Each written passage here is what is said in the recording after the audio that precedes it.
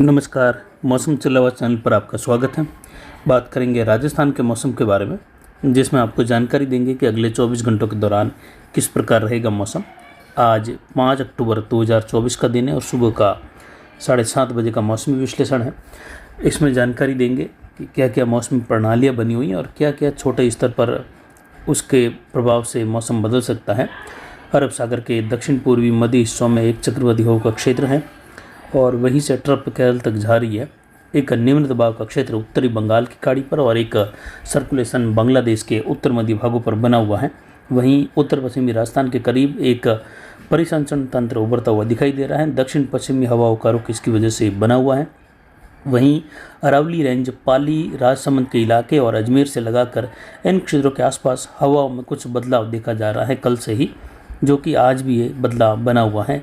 Aravalli range, Marwar junction के क्षेत्रों में दक्षिण पूर्वी हवाओं का रुख बन गया है और ये दक्षिण पश्चिमी हवाओं का रुख पूरे पश्चिमी राजस्थान पर पिछले 3 दिनों से बना हुआ है। आज लगभग चौथा दिन है, लेकिन अरावली रेंज के क्षेत्रों में ये दक्षिण पूर्वी हवाओं का रुख यहाँ पर एक स्थानीय प्रणाली की ओर इशारा कर रहे हैं। यानी जैसे ही मौसम खुला, तापमान बढ़ा और मानसून वापसी हुई, वैसे ही तापमान बढ़ने के कारण कई जगह जो है माइक्रो क्लाइमेटिक गतिविधियाँ यानी माइक्रो क्लाइमेटिक गतिविधियाँ जहाँ पर भी बनती है तो वहाँ कहीं कहीं बादल निर्माण, मेघ गर्जन, बिजली चमक, खंड वर्षा देखने को मिल जाती है।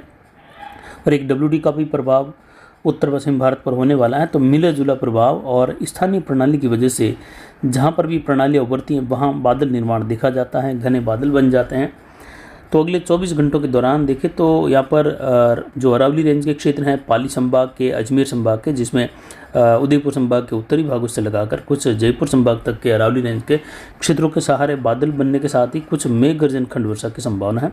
आज सतर्कता बरतने की ज़रूरत रहेगी। मारवाड़ जंक्शन, सोजत और यहाँ पर देसूरी के क्षेत्र हैं, पाली के क्षेत्रों से लगाकर गौरम घाट बेल्ट और ब्यावर, अजमेर के क्षेत्र, राजसमंद और यहाँ से होते हुए जयपुर की ओर भी ये अरावली के सहारे बादल बनने की संभावना है।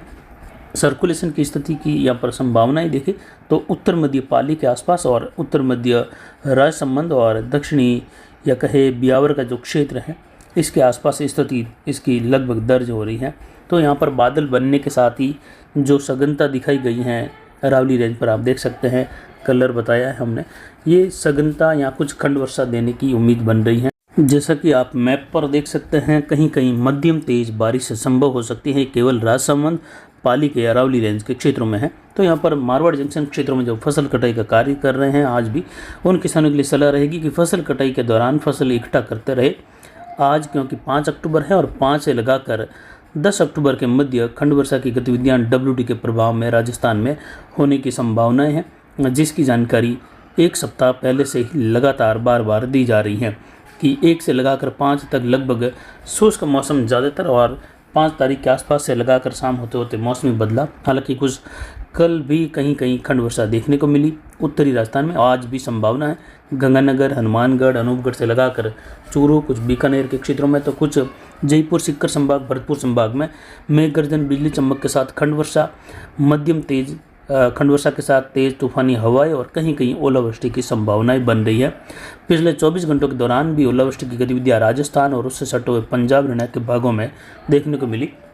आज भी राजस्थान के इन क्षेत्रों में ऐसी ही संभावनाएं बन रही हैं। कुछ अरावली रेंज के क्षेत्रों में भी कहीं कहीं जेट का प्रभाव देखा जा सकता है, जिसके प्रभाव से कुछ जगहों पर हल्की ओलावृष्टि वाली गतिविधि उभर सकती है। ऐसी संभावनाएं बन रही हैं। बंगाल की खाड़ी और अरब सागर में आने वाले दिनों में तूफान बनने के संकेत ज़्यादातर काफ़ी ज़्यादा प्रभावी होते जा रहे हैं और तीसरा सप्ताह अक्टूबर का, जिसमें तूफान बनने की संभावना है, और इस तीसरे सप्ताह में बनने वाला तूफान राजस्थान के क्षेत्रों की और भारत के तटों की ओर अपना असर दिखा सकता है 18 अक्टूबर से लगाकर 28 अक्टूबर के मध्य। और इस सिस्टम के आगे बढ़ने के जो ट्रैक रहेंगे, अब इसमें जो है जैसे जैसे समय नज़दीक आएगा तो ट्रैक की जो संभावनाएँ हैं वो बदलती जाएगी। जैसे गुजरात की ओर बढ़ने की 40% संभावना है, या तो ये अब घटने लगेगी या बढ़ने लगेगी।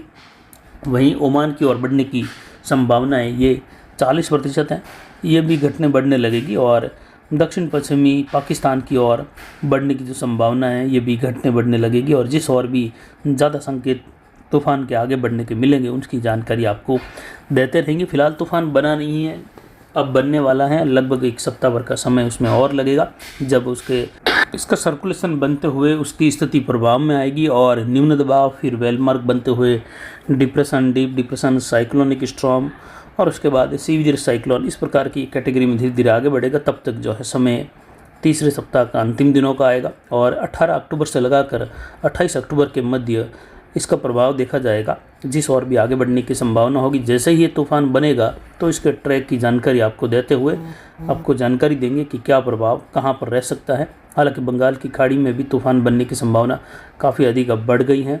अरब सागर की तरह ही यहाँ पर तूफान बनने की संभावना है, लेकिन अरब सागर में बनने वाले तूफान का प्रभाव अगर देखें तो तूफान बनने के बाद भारत के सभी तटीय किनारे हैं, गुजरात, महाराष्ट्र और कर्नाटक से लगाकर केरल, इन क्षेत्रों तक प्रभाव दिखने लग जाता है। बादल छाते हैं घने, कुछ हवाएं चलने लगती हैं और कहीं कहीं बौछार वाली गतिविधि भी बन जाती हैं, भले ही ये भारतीय तटों के करीब न आए। और उसी दौरान कुछ असर उसका राजस्थान के क्षेत्रों में भी देखने को मिलने लगता है। बादल छाने लगते हैं, घने बादल छाते हैं, हवाएं चलने लगती हैं, हवाएं उत्तर पूर्वी हवाएं चलकर ये अरब सागर की ओर बहने लगती है हवाएं। तो इस प्रकार का पैटर्न देखने को मिलता है। तो वहीं अधिकतम तापमान की बात करें तो पिछले 24 घंटों के दौरान तापमान में कुछ कमी आने के साथ ही 37.38 डिग्री सेल्सियस रहा, यानी तापमान में गिरावट शुरू हो चुकी है। न्यूनतम तापमान भी गिरा है, न्यूनतम तापमान यहाँ पर 21.64 डिग्री सेल्सियस रहा। अधिकतम आर्द्रता 92% रही, न्यूनतम आर्द्रता 52, 1008 मिलीबार वायु दबाव रहा, वायु दबाव भी घटा है और एंटी साइक्लोन की स्थिति अब पूरी तरह से यहाँ पर जो है बिल्कुल नगण्य हो गई है। लेकिन जैसे ही WD निकलेगा तो प्रभावी एंटी साइक्लोन राजस्थान के ऊपर फिर से अपना प्रभाव दिखाएगा और अब तक का सबसे प्रभावी इस साल का एंटी साइक्लोन बन सकता है, जिससे और अन्य क्षेत्रों से भी मानसून वापसी होने की संभावना है। वहीं दक्षिण पश्चिम दिशा से हवाएं 12 किलोमीटर रही पिछले 24 घंटों के दौरान, लेकिन लगातार मध्यम हवाओं का दौर 5-6 किलोमीटर का ये कल दोपहर से ही दक्षिण पूर्वी हवाओं के रूप में अरावली रेंज के क्षेत्रों में देखा जा रहा है, जो कि यहाँ पर एक स्थानीय प्रणाली की ओर है। और ये स्थानीय प्रणाली यहाँ पर पाली, राजसमंद और भीलवाड़ा से लगाकर ब्यावर, अजमेर, केकड़ी, दूदू के क्षेत्र हैं, टोंक से लगाकर जयपुर की ओर मेघ गर्जन, खंड वर्षा की ओर इशारा कर रहे हैं। विशेषकर पाली, राजसमंद के और जो अजमेर, ब्यावर के मिले जुले क्षेत्र हैं, यहाँ पर मेघ गर्जन की, खंड वर्षा की, बिजली चमक की संभावनाएं आज बढ़ा रहे हैं, जो कि दोपहर के बाद से लगाकर कभी भी यहाँ पर ऐसी स्थिति बन सकती है मेघ गर्जन, खंड वर्षा की। और जवई बांध का गेज यहाँ पर बढ़कर 57.85 फीट दर्ज किया जा रहा है।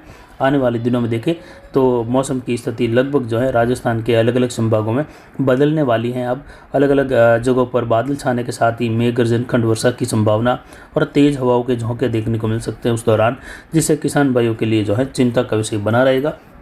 यानी आज 5 अक्टूबर है, आज से किसान भाई सतर्क हो जाए। पाली संभाग हो या फिर जोधपुर संभाग, बीकानेर संभाग, अजमेर, जयपुर संभाग, सीकर संभाग या फिर जो है इधर भरतपुर, कोटा, उदयपुर, बांसवाड़ा संभाग हो, क्योंकि WD का प्रभाव इन क्षेत्रों में भी देखा जाएगा। आर्द्र हवाओं का प्रभाव काफ़ी ज़्यादा यहाँ पर पहले से ही बना हुआ है, तो यही आर्द्रता ऊपर उठते हुए बादलों का निर्माण करेगी। घने बादल, ऊंचाई वाले बादल भी छाएंगे और ये बादल मेघ गर्जन, खंड वर्षा होने की संभावनाएं बना रहे हैं। तो फिलहाल अभी की जानकारी के लिए इतना ही। नमस्कार, जय हिंद, जय भारत।